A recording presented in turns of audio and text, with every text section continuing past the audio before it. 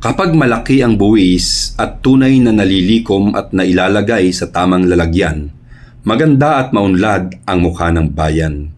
Subalit kung ang buwis ay napupunta sa mga buwisit, naghihirap ang dating mahihirap na mamamayan. 2015 pa ang tulang ito sa pagsisimula ng isyu ng VAT at IVAT. Ang buwisit. Pag-usapan natin ang lupang hinirang na bayan kong sawi, na magmula nooy ginahagahas at dinuhaduhagi.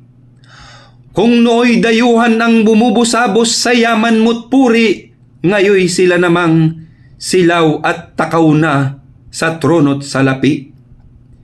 Itong ating bayang natigmak ng utang sa mayamang bansa, kahit silastik man ang maging pangulo'y walang magagawa.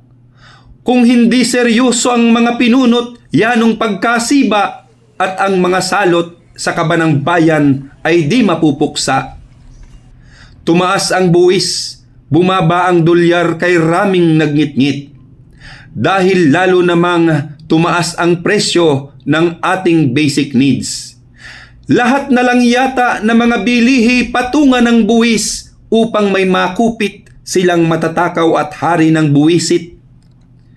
Kung pwede sigurong patungan ng buwis pati ang kulangot, ay gagawin nila upang mas dumami ang makukurakot. Ayos lang sana yon kung naiilagay sa magandang supot, ngunit ang masaklap ay bantay sa lakay mga mandurukot. Bakit naman kasi mga kumon tao ang siyang naghihirap tuwing ang gobyerno'y lilikom ng perang sa utang pambayad? Samantalang sila nasalot sa buwis, walang paliwanag sa milyong nawala, paano ginamit at sinong nagwaldas. Pag iyong hinanap ang perang nawalang sabi ay ginastos, ay wala ni ingay na maririnig ka kahit di ka bungog. Ngunit subukan mong sa kabulaanan sila'y magkautot, ay malalanghap mo ang mabahong amoy kahit ika'y punod. O bayang magiliw, nakakaawa ka, perlas ng silangan. Bakit hanggang ngayoy nananatili kang pugad ng nakawan? Kailan pa kaya huhulaw sa Luzon, Visayas, Mindanao, pagsasamantalat silang mga ganid? Kailan papanaw? Kay raming proyektong tulay na marupok daang uka-uka.